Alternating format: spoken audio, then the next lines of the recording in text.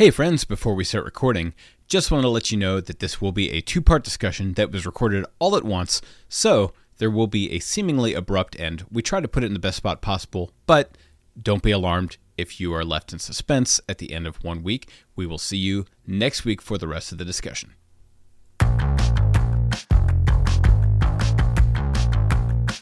Hello, and welcome to another week of the Storied Arcs podcast. I am your co-host, Mike. And I'm your co-host, Alex. And today we are discussing Breathers by Justin Madson. Is it necessary to say by Justin Madson, Justin Madson, Justin Madson, and Justin Madson?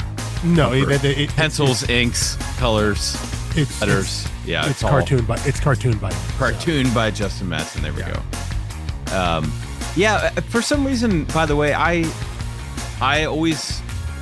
don't think creators feel this way. I always feel like it's derogatory to refer to it as cartooning. But that's just what it is, and I think people are fine calling their stuff cartooning.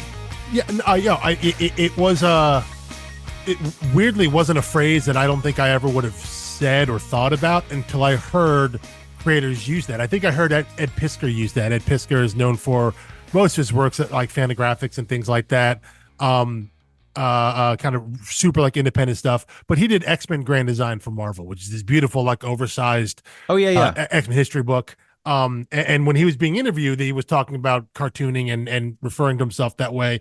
And like I said, I never would have thought of that as a way to describe a creator, as someone who writes and draws and does all of the work there, kind of solo. So I think that's an us problem, thinking of that it's somehow lesser, that it's a pejorative. Right. So, it's just every once in a while I meet someone who like is completely unfamiliar with the medium. Mm. And when I say that I'm like into comics, they think I mean like comic strips in the newspaper. And I'm this is a wild world you live in where you're not aware of comic books. Like, by the way, have you been to a movie theater in the last 10 years? 15? 20? I mean, Spider-Man, X-Men. Yeah. That was early aughts. Yeah. So, yeah. Which, as we've discussed previously, early aughts, 5-10 years ago. Yeah. Yeah. But I can see how someone hears that and they think of, those people probably fall in the same category that think any sort of animation is for kids, like automatically, right? Yes. Like if it's animated, it has to be for children, which is a frustrating idea, because that translates over to comics and sequential art. And I would argue, and I've heard other people I talk to, like retailers and whatnot, that the idea that the concept that comics are for children is not only wrong, you would argue that the majority of comics are not for which I think is probably the case. Which is why I think that bears out when you walk into a comic book store.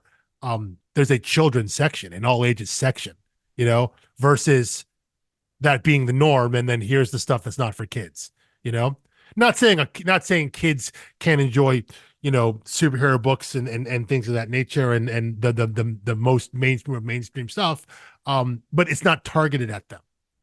It's not quote unquote meant for them. So yeah, it is a frustrating thing, and I think a term like cartoonist, you're right, just sounds. Does it sound amateurish? Yes. Is yes. that why? No, is that why it sounds? Yeah. It sounds amateurish, and it sounds like Saturday morning cartoons or comic strips in the newspaper. Yeah. And again, I think the beautiful thing is it's clearly not that, or it's clearly not just that, but I think the people who own the title of cartoonist would be like, yeah, I love that stuff. It's like, right, but you're not making that. Yeah. They're like, why would that be insulting? I'm like, okay, whatever. That is true. I'm saying this as an adult who spends lots of money on it. It's super sophisticated and grown up. You're right. There is probably some level of reclaiming that, like taking it back. Right. Be like, yeah, I'm a cartoonist. Yeah, I grew up on that stuff. And you know what? So did you. And the difference between you and me is I get to still do that and make a living. And right. There's something like that there. So no, I'm with you though. There's something about that way, the way that word just sounds. It seems amateurish. And yet, like we talk about all the things that one has to do in order to create your own book. Oh my gosh. Yeah. And even, we talked last week about Madson and how he's very much, very, very strictly purely independent, like about as independent as can be. But even beyond that, I think about a book like a book that goes out through Marvel or DC, that one creator is responsible for everything. You know, a recent example came to mind is Cliff Chiang's Catwoman Lonely City, which is a big oversized book for DC Black Label. Cliff Chiang was the artist on Paper Girls, the first book we talked about on this show, and you know, he cartooned that whole thing. You know, I think he may have had some assists with like color flattening and things like that, but like he did all of that book. He did everything. So whether you're talking about self-publishing or even going through, you know, one of the big two major publishers, it's a hell of a lot of work. It's not easy. You know, you're responsible for all aspects of it. And yeah, you know, in some ways, you know, I guess that's that whole thing of, right, you don't got to collaborate with anybody. You don't have to pass anything through anybody else. You don't have to make revisions based on someone else's recommendations or ideas. True. Which is on the plus. And then the flip side is that means everything that goes wrong is your fault. Well, right? I was going to say, yeah, you have to collaborate with the most difficult person, which I think for most people is themselves. Yeah. And it's like, man, my partner's not doing any work today. It's like, oh, wait, that's me. Yeah.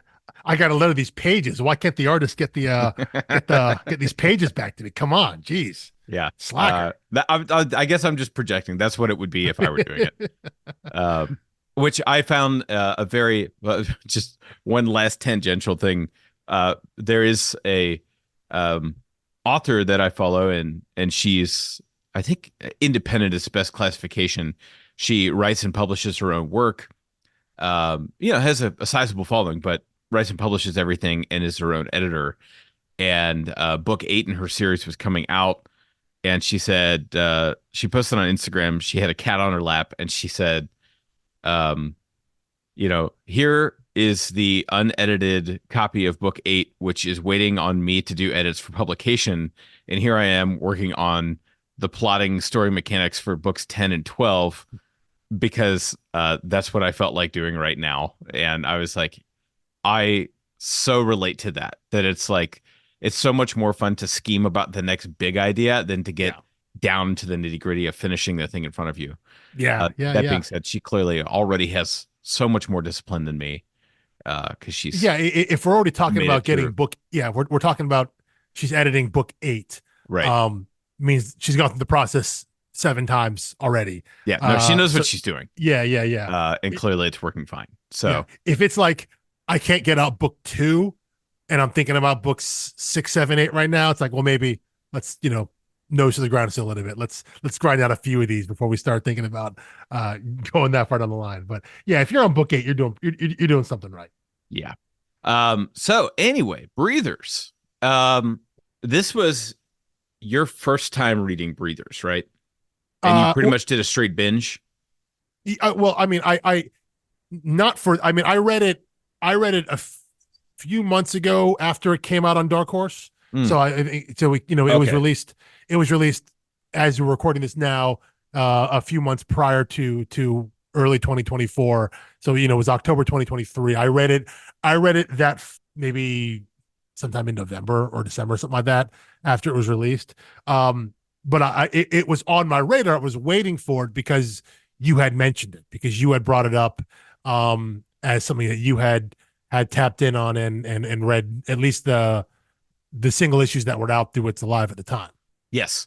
I mean, I was deeply invested in that series, and you know, lost track of it when, like, the publication was just so erratic, or it seemed that way. It was one of those where it was like, it comes out when it comes out, not when it's there's no schedule. Right. It's it shows up on, oh, look, hey, new book here. The first year I got like 3 issues. The next year I got like 1, and it was like, oh my goodness, the slow drip.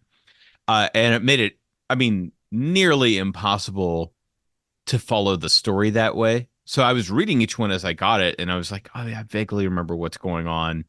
I kind of remember the big premise, but sitting down and binging it, as I've just done, and I finally got the conclusion, which was huge, right? It was not a type of like existential conclusion where it's like, oh, the character reached a new moment. They're still living in the same world. It's like, oh no, like everything changed. Yeah. So that was huge.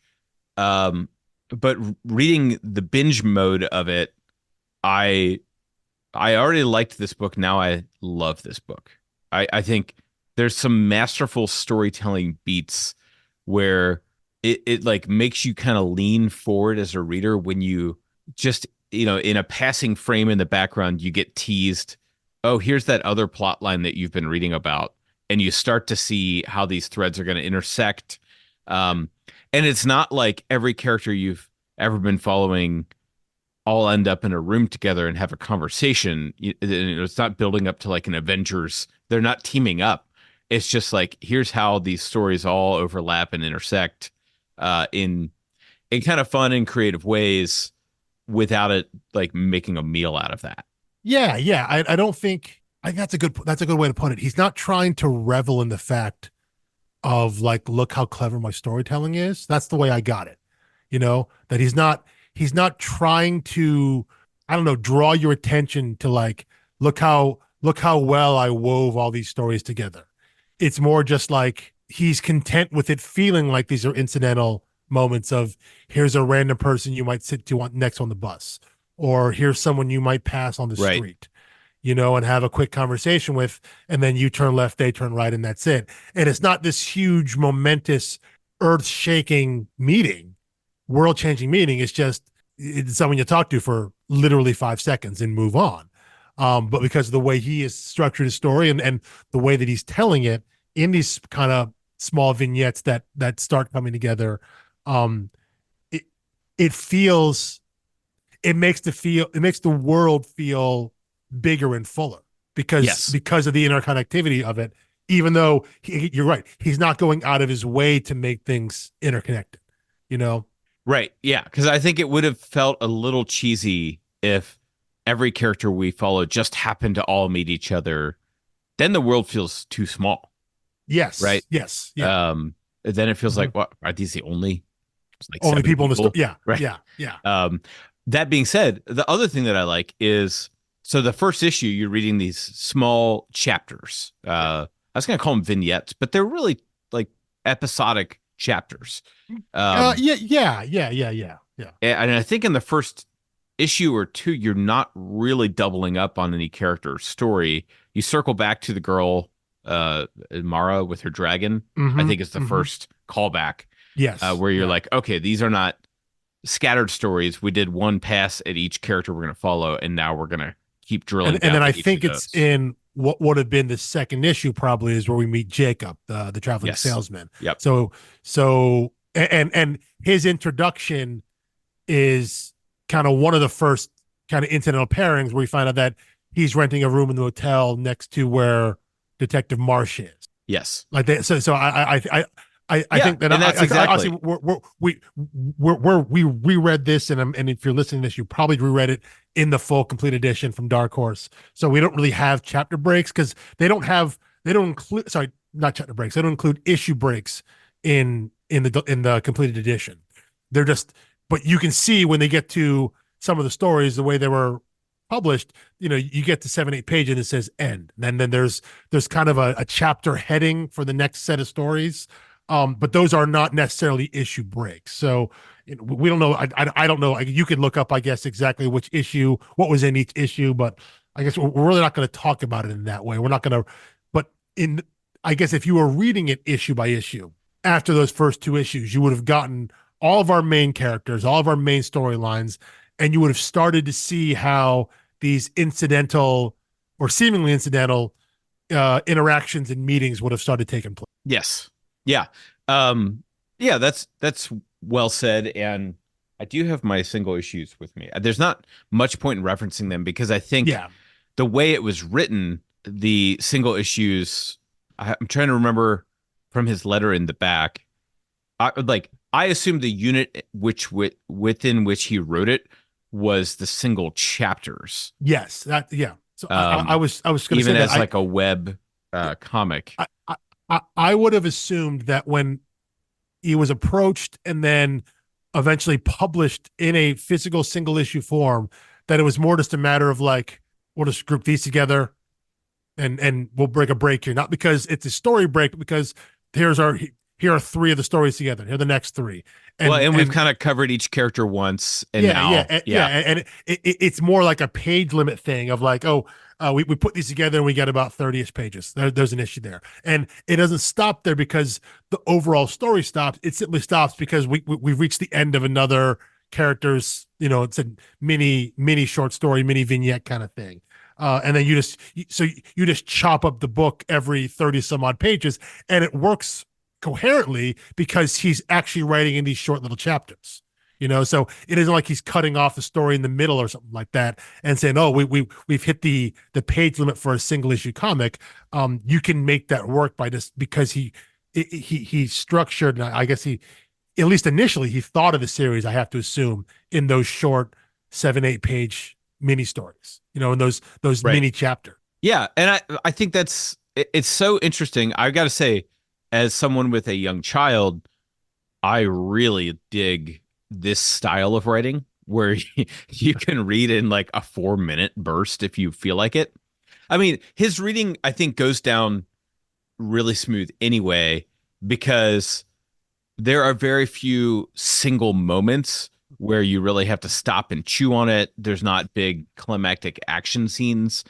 Um, it's more the cumulative effect. Like the more you read it, kind of the mood washes over you. And rather than running you through, really intense scenes again and again to jar you, it's more the effect that like a river has smoothing out a stone. I think it's we made the comparison obviously to Jeff Lemire or Matt Kint in terms of when those guys cartoon their own work, and not when they're working with collaborate with some of their usual collaborators. When any of those guys put out their own book that they've written and drawn and all of that, I think the similarity you see, not just in art style, but I think there's a lot of um, uh, a lot of the elements you see in some of and you think about it with comic books like um, big full page or double page splashes. You think of a lot of action and things like that. There's a lot of movement within the panel and across panels in terms of how they in terms of how the storytellers are trying to convey the story. And I don't think when someone like Lemire does his own books, he's super concerned about stuff like that. It's all about Right. character and what the story is. And it's not that he doesn't care about visuals. And I think we talked about that when it came to the Underwater Welder. And the Underwater Welder still had some of those larger pages, especially as we're diving on literally underwater and things like that. He had some of those big expansive pages, kind of big vistas of the city and the town and all that. So he uses some of those elements there, but it's not about the action. It's not about the motion from panel to panel or whatnot. The focus is far more on character and dialogue and story. And I think Madsen has a lot of that here too, where it's not that the storytelling sequence is going to really blow you away. Moving from panel to panel isn't going to really wow you because none of that's really the point here. Ultimately, as much as this story has this dystopian sci-fi element to it, it is just like a slice of life comic. Oh yeah. Yeah, yeah. Ultimately, we're just this is just the days in the lives of these characters who live in this world, who live in this city. It's just kind of like it just so happens that there's this larger dystopian I would say threat, but it's actually it's literally present there. This dystopian kind of film over everything. So it isn't a big action story. There's no storming the castle, finding there's none of those pieces there. And then there is like a saving, the kind of the ongoing bit from the dragons is the damsel in distress game. Yes. And you almost get that played out towards the end, right? With when a bunch of our stories kind of connect there, right? That's Marsh is about to kill Juliana there, and then Jacob comes in and saves her, and takes a bullet himself. So that's like the biggest action, quote unquote, that happens. Outside of that, it's just people like trying to just get by the day, get through the day. And I so, mean, yeah, it's people walking into a coffee shop, yeah, like, yeah, and there yeah. are, There's a lot of walking. There's a lot of walking here. yeah, I Because mean, well, well, I was gonna there's no say, cars. right, Yeah, and it's not the walk and talk. It's yeah, more the walk and internal monologue with yeah, yeah, existential questions. yeah, yeah, And yeah. So uh, in a way that I remember saying, if you go back and listen to what we talked about with the underwater welder, we made the joke about Jeff Lemire's characters, right? He's got five characters. He's yeah, got big man, small man, or man, woman, old adult man, man, big adult man, adult woman, boy, and girl. Like yeah, and the dog, five. yeah. Well, you'll get it fine. Then they're animals as well there. But he's got five main No, he's got character. animal. Yeah, Yeah, it's true. He's got five main characters because the idea is it's less about the specific person and it's about the idea and the story they're getting across there. So he's not putting a lot of time or wasting time on character design and things like that. And there's elements of that here where that, not that it's simplistic, but it's just he's drawn everybody's body type kind of looks the same, faces kind of look the same. He's not really worried about here. Madsen isn't with drawing these characters like super distinctive. And I think what it comes down to basically is like, especially here, because everyone's wearing a mask, everyone's right, got a breather on. So, like, oh, well, that guy's the cop, and so because of his literal uniform, you can differentiate these people here. But it's not about creating this super distinct world because that isn't what the point is. So I find with books like this here, you can then kind of glide over those aspects of it, and which is why I can glide over the fact that like everybody's hand just looks weird because whatever the way right. Madsen draws hands, especially the gap between the index and the middle finger, there's something going on there. On all the characters where that's like deeper than the gaps in the fingers on the hand. You said something about that to me Yeah, a couple weeks ago, yeah. and I hadn't noticed it. And then I Are you noticed, serious? no, I hadn't. I'd like, well, like one, uh, in general, unless someone's doing like the hyper realistic drawing, like we Yeah. just read in Velvet, Mhm. I expect hands to look funny because someone once pointed out to me that if you watch cartoons, like go look at SpongeBob or Family Guy or something like that, characters all have four fingers. Yeah. Well, they have four Because fingers because it's faster to draw. I was told that there's no natural way to draw a proportional hand with five fingers on a cartoon. And so, like, the way cartoons are scaled, they're not human proportions. And if you try to, a hand will look very crowded with five fingers, which I think is what we're describing here. I guess. But Yeah. his characters are all thin and skeletal. Yeah. Yet none of Well, them are like the machinist. They're not like yeah. thin. Well, but I guess I just like if you pull up and take a look at it, yes, they're all kind of skinny and everyone looks kind of frailish, and maybe there's a part of the world he's in. I'm saying specifically the the the way that the index and middle fingers are drawn, like when you see a full hand, like Like on the front cover. no, not in the front cover, like I was in gonna the say that's a like pretty normal looking hand. that go into the actual like pull up any page where you can see someone's hand. Okay, so this Um, is a perfect one because the magician has his fingers splayed apart there. yes, yeah, and so the way And that you can there, see the way that page there's a gap, 269 for anyone the way referencing. that there's a gap between the two fingers there, um, exists for all the characters. It's like they can't close and make a fist; they're always like that, and perhaps that's Part of just the the way he, virus. yeah. No, it's probably just the way he draws. I get it. That's fine. But stuff like that, it stands out to me. But it's also like I know I'm talking about it like it's a thing. It's really not. At some point, you just stop seeing it, because you're just like, I okay, guess that's the that's way he my thing draws. is maybe Yeah, it struck me as bizarre yeah. in 20, oh gosh, when did the breathers from It's Alive come out? I mean, 2019 was the first issue. 2019. Yeah. December Yeah. So 2019. Yeah. 2019, which I about to bum myself out, but that was like 4.5 years ago. Mm-hmm. Uh, I think the art may have struck me as a little strange. but then I was on this slow drip plan with it, and then I binged it all at once, and it was just kind of like, it looks like Justin Madsen's. Well, yeah, it at some point it becomes the way he draws, and that's fine. You can get by it. It was noticeable to me though. I think just because I don't know it jumped out to me in the way that like Rob Liefeld can't draw feet. In that if I ever see anything drawn by him, even now you look at it, you're like, oh, how about that? Cover the foot up, can't see it behind a rock. Yep.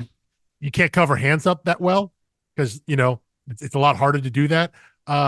So, but I think it's just I think what it comes down to here is that you at some point you accept this is what the style is, and so the art. I don't want to say become the specifics of the art. I think become secondary to the story that you're seeing. Right? The specifics of character design, I guess, become less important. So at some point, you get over it. But every once in a while, there's a panel that I'll just you go through and be like, oh man, that's like the fingers like really like claws there. So, but I mean, maybe that's a me thing. Yeah. Well, yes, I mean it's clearly a you thing. Yeah, obviously, yeah, to some extent because, when I pulled up the front cover and you were like, well, that doesn't apply. I'm like, okay, so he knows how to turn it off. Basically, maybe it takes more time or something, but it could be. Yeah, maybe it is. Yeah. So I hope he's not self-conscious about his hands. Yeah. Because we still don't feel bad about it. So we still hope to get him on the podcast and talk to him about it. And I don't want the whole discussion to be about how he draws hands. About how he draws hands. Yeah, wouldn't be great. So anyway, this is one of those books where I really enjoy the quantity and quality of characters. I was very concerned at the beginning of the book, and like by the time you introduce the detective, it's like, oh, are we just going to keep introducing new characters in this world, never go anywhere with them? But instead, what we got was like, okay, here's your core cast of it's like a dozen or fewer characters, including like Mara's grandma, who's not really a character. But it's like 12, 12 or so people you need to recognize. I mean, even getting to 12 includes probably Marcia's partner, who's not really that important. The guy who gets murdered, who has no on-screen dialogue. Yeah. But the character looms. Yeah. I mean, Barrett, who was Juliana's ex and Mara's father, who we only see in flashback. And it probably also includes Piper the Dragon as being a character. Oh, yeah. Yeah. So, I mean, it's got dialogue, right? Yeah. And it doesn't matter, technically speaking, if that's a real person or not. Yeah. So, I would struggle to even get to actually 12 characters. Yeah, but you're right. It's a smallish tight cast. That's interesting that you said. I don't know what I was thinking initially when I started. If I thought, I guess it just felt like once because you get those first three stories cycled through, right? You get Juliana and Mara first, right? And then I think you get Toby and Huck, the barista next, right? Right. And then you get Detective Marsh. Those are the first three. So that would have been the first three issues. And I think initially like, okay, well, we're going to follow these three stories. These are our three characters. Then obviously we got a little more there. Those stories expanded a little bit. And then we eventually got, as I mentioned, Jacob, the traveling salesman as kind of a fourth ad there.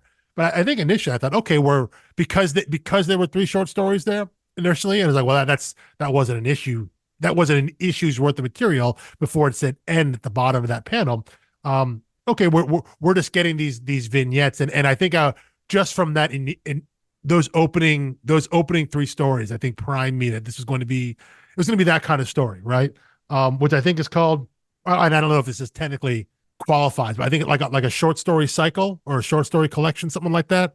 Yeah. Or collective novel. I think technically with that, if I remember correctly, those are when the individual elements can stand alone as complete stories, but also work together as a combined thing. I think that might be a technicality, which I don't know if you can do here because these are stories that actually start disparate, and it's almost like they funnel into the same story.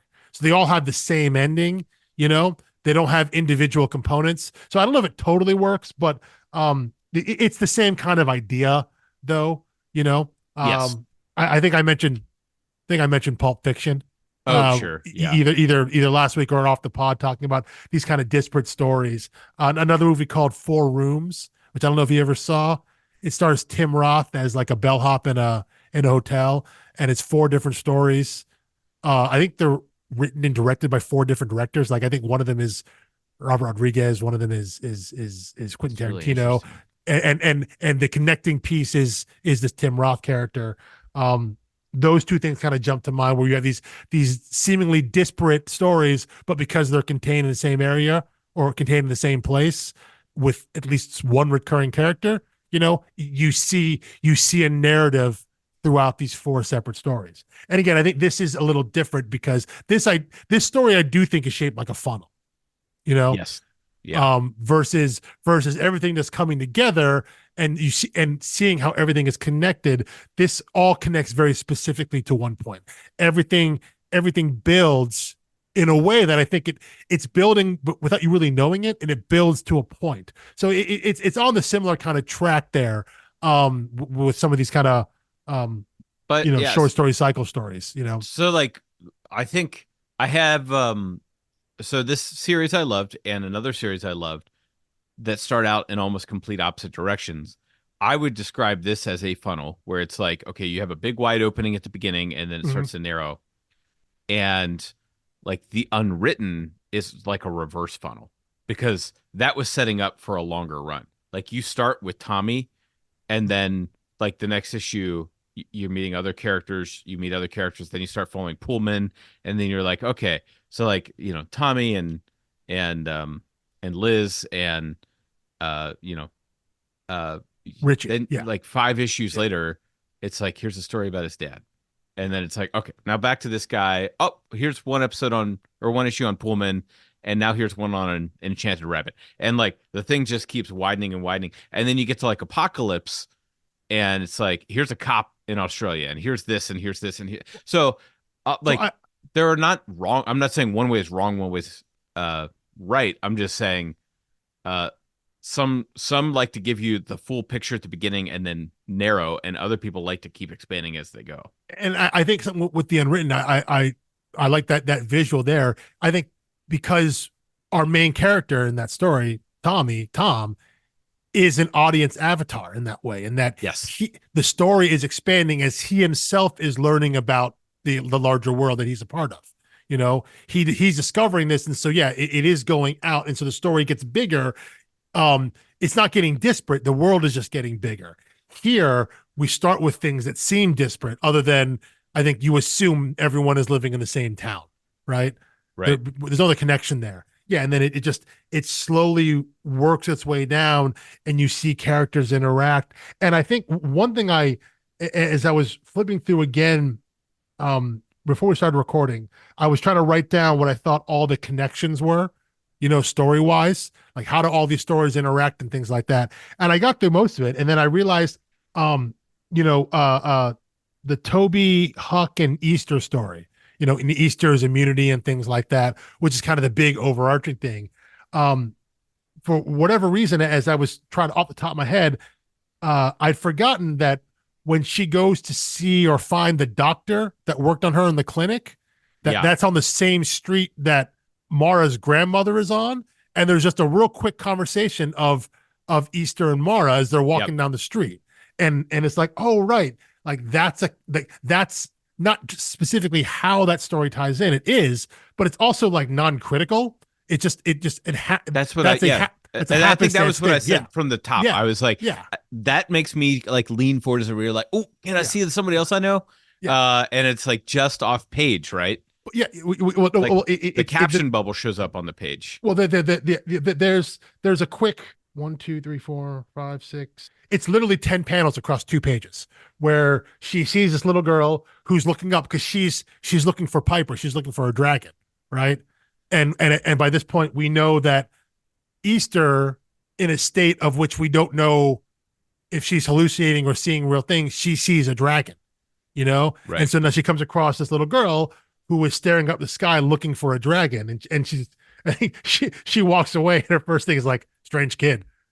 Yes. As if she is not, as if she didn't have that second of panic of like, wait, I saw a real dragon, you know, but no, this kid's the weird one. But that's it. That kind of quick interaction and kind of mesh point there, because the other three stories, again, they tie in at the very end, right? As I mentioned, that Detective Marsh, Juliana, and Jacob are all in the same spot, you know, where Detective Marsh is he's trying to kill Juliana, and Jacob comes and saves her. So like there's a very specific point where all those three stories meet, and then the larger story of Easter and October and Huck as well, which is more of the I guess the conspiracy theories of what's happening in the world. That's kind of the larger umbrella. But still, there's this moment where all four stories kind of touch and combine there.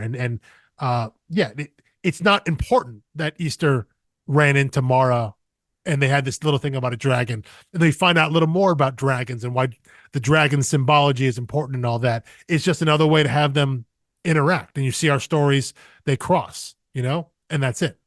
Right. It just gave me like the first clue of like, okay, these aren't happening on the opposite side of the world. Like this Yeah. all, Yeah.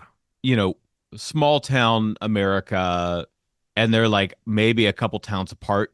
It's a cluster of 3 or 4 small towns. Yeah. Yeah, I think I was gonna call it Little Rock, and I was like, no, that's Arkansas. Yeah. They're like they mentioned a couple names, and it's like, Well, oh yeah, I know that name. it's almost like it's like everyone lives in the city, and then out in the suburbs now is where that's like where Mara's grandma lives and this doctor lives now. You Oh know, yeah, so right. it's like it's just like the outskirts of the city versus everyone's in the city, and so yeah, we're talking, yeah, you know, you can take a bus out to it, you know, if that. But yeah, it's not that everybody knows everybody else. It's just, you know, the way that you can randomly run into somebody, and there is yeah, I think the way you said it early on, that he doesn't make a meal of it, he doesn't revel in it and say like, look how important this is, look how clever I was. He's not drawing attention to it. It's just, you know, it's going to happen but especially this point in the book, you know, that point happens little past halfway in the book now, I think, page wise, Right. To when me, that was like it was a reinforcement of like we have yeah, solidified this cast. yes, Right. yeah, These are our people. It's not really gonna get any bigger than this anymore. Um, and and by the way, you mentioned the conspiracy theory. yeah, I have to say the final reveal of how the conspiracy started yeah. was a twist that got me, because Oh, conspiracy interesting. theories are Okay, so native it to our world. interesting. I didn't consider that a twist. Interesting. Okay, but no, I can see how that'd be a twist. So I think we'll get to that. That's interesting. To frame it in that way of being maybe not what you expected. Huh. Oh yeah, I mean, I was like, uh, this tells you about our world in 2024. Yeah. There was a prominent conspiracy theory out there that, this science was fake and the government was trying to control you. And I didn't feel the need to look into like, well, how did that happen? It's like, oh, well, that's just, yeah, those happen. Yeah. You're Yeah. gonna have those. Yeah. It's Because expected. right, they're so normal now, which is awful and terrifying. Yes.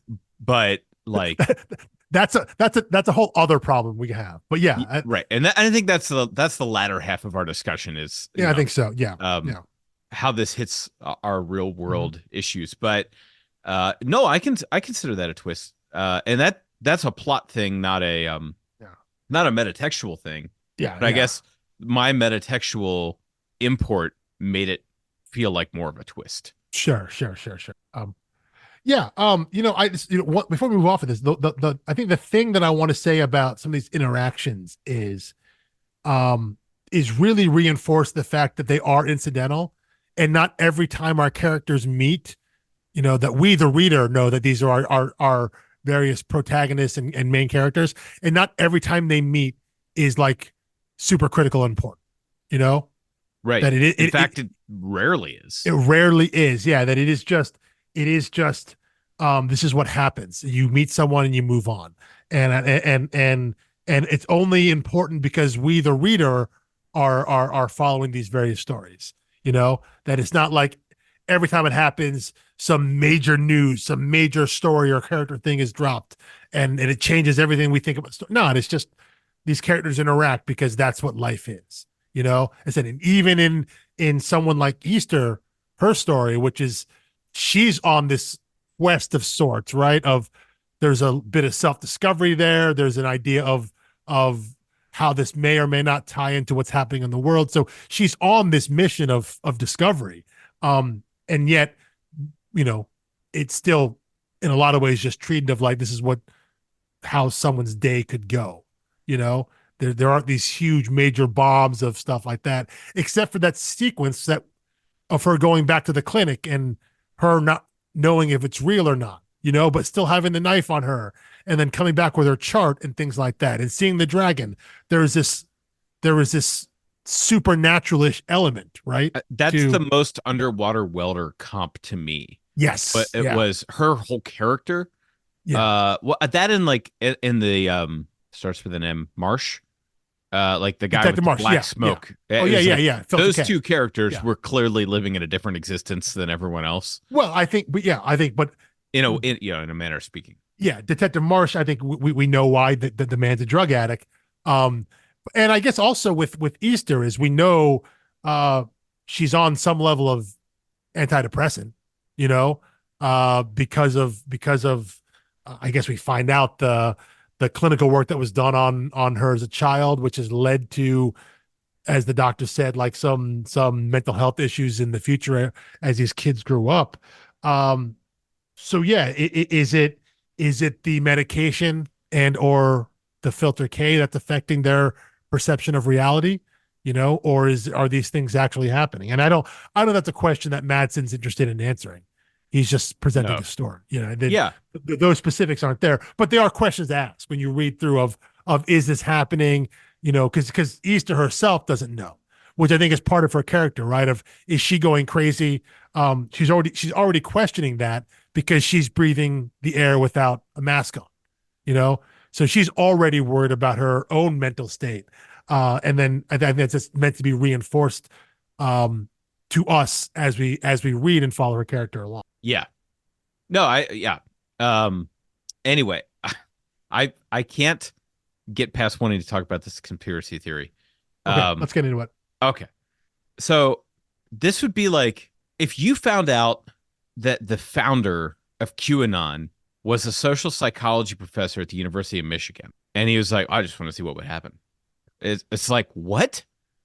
And then takes credit for the vaccine because Yeah, it's like, well, this triggered someone finding out that they had immunity, and then we use that immunity to build the cure. So, I had a social experiment. Some people died because they were susceptible to your brainwashing. But everyone has a cure now, so yeah. And that only you're proves my welcome. point. I was right Right, because yeah, right. You're yeah, welcome. yeah. No one's gonna thank me. He That was great. The no one's gonna thank me, but like this that grandiosity. I thought that part was. I mean that's are because that's you so spot on. It's so perfect because that's how that person would exist. Being yeah, like are you making familiar themselves with the martyr. Yeah. the phrase the night of infinite resignation? I don't know why you would be. No, but I think Um I could parse out what that is. okay, well it's Yeah. from Soren Kierkegaard's Fear and Trembling, where he talks about the biblical story of Abraham sacrificing Isaac. And his whole point is like Abraham knew it was wrong to human sacrifice. He really didn't want to do it. He could not explain it to his wife or his friends because society, but he felt a calling above common morality. And the fact that he was willing to do something that was such a high calling that he would be disdained in the eyes of common people who had normal morality made him something more than a hero, which is actually the book that The Dark Knight is based on. Christopher Nolan riffed heavily on that. Mhm. Batman became the Knight of Infinite Resignation. There's that conversation with Alfred where he's like, you're not being a hero, you're being something more. Yeah. If you do what is reviled in the eyes of the public, but it's ultimately for the greater good of the The quote public, unquote greater good. Yeah. yes, then you're being something that transcends heroic behavior in the eyes of common morality. And I think this professor has that ego complex. I would say he has that delusion. Definitely. Well, I mean, that's the thing Yeah. is people.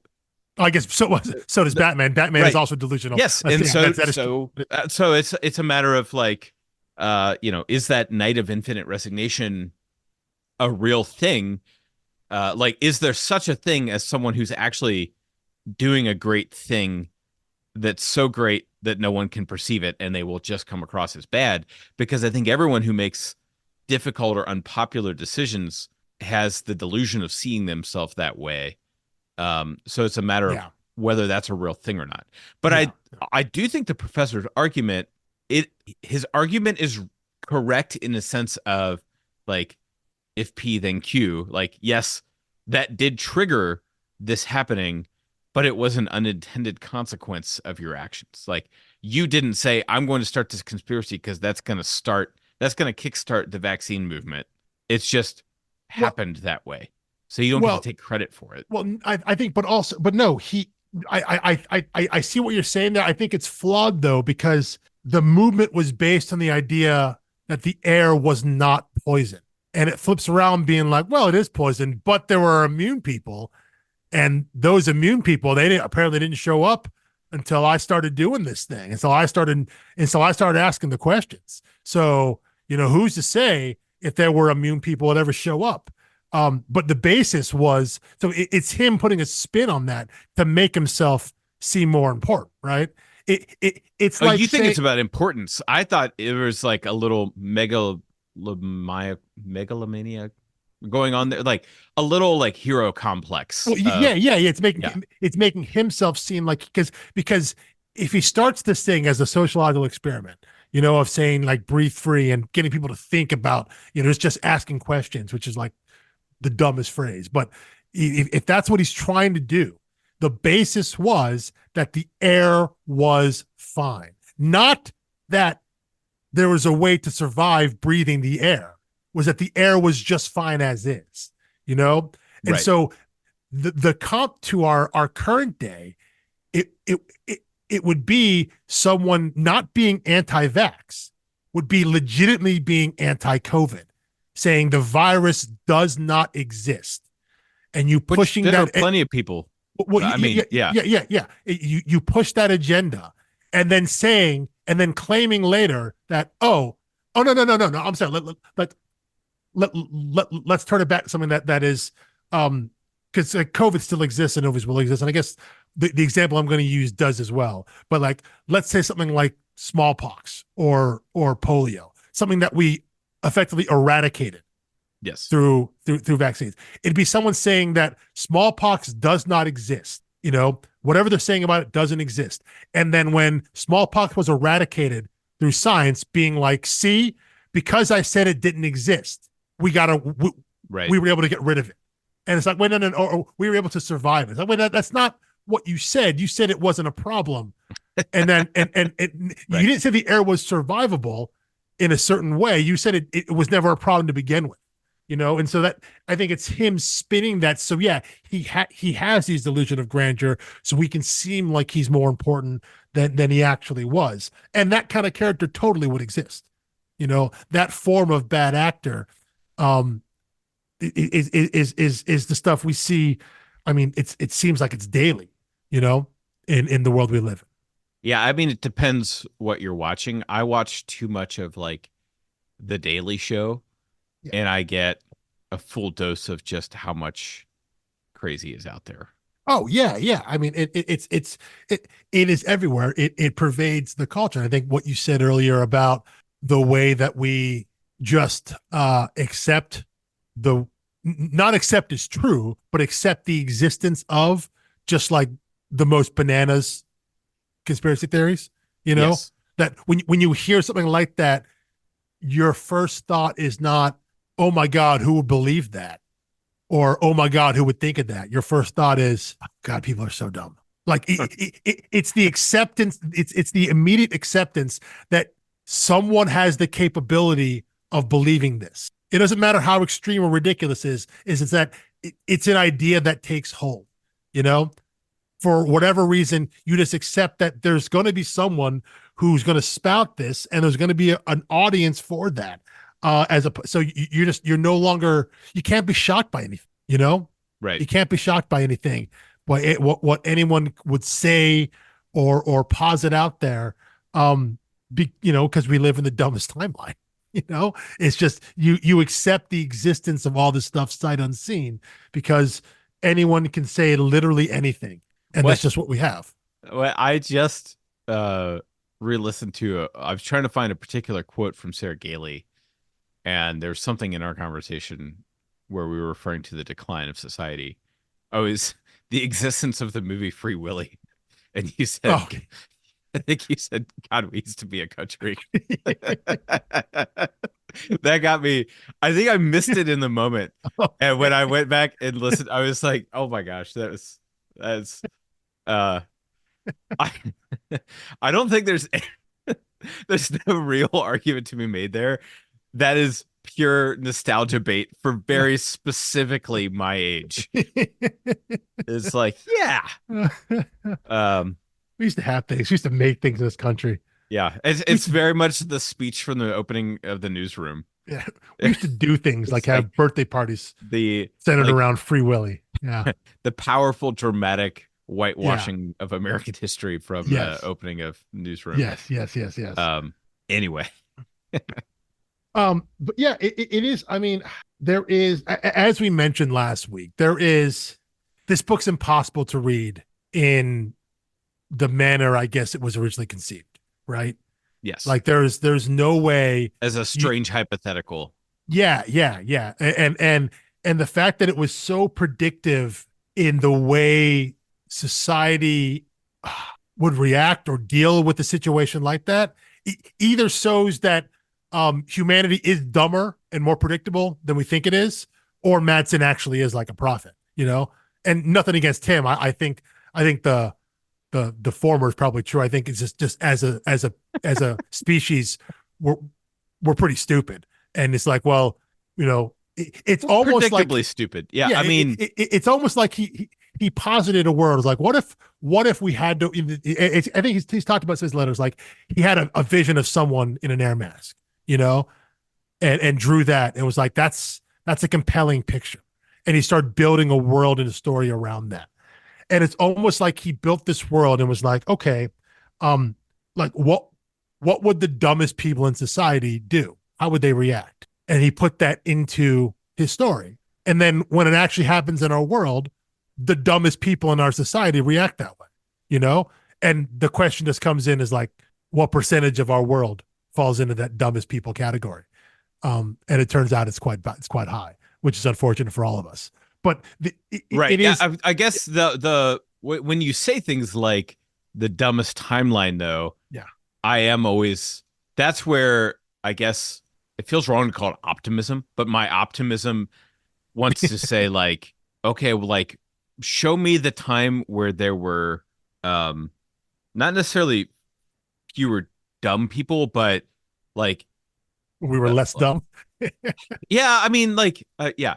Like I still refuse to believe that the aggregate population is dumber than ever, but I do think we have given megaphones to the dumbest people with the internet. It, Yes, I think that is, yeah. I know, I'm with you and there. now I don't. they're louder and overrepresented.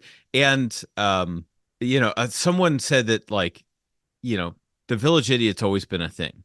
But what Mhm. the internet did was allowed the village idiots to start their own colony.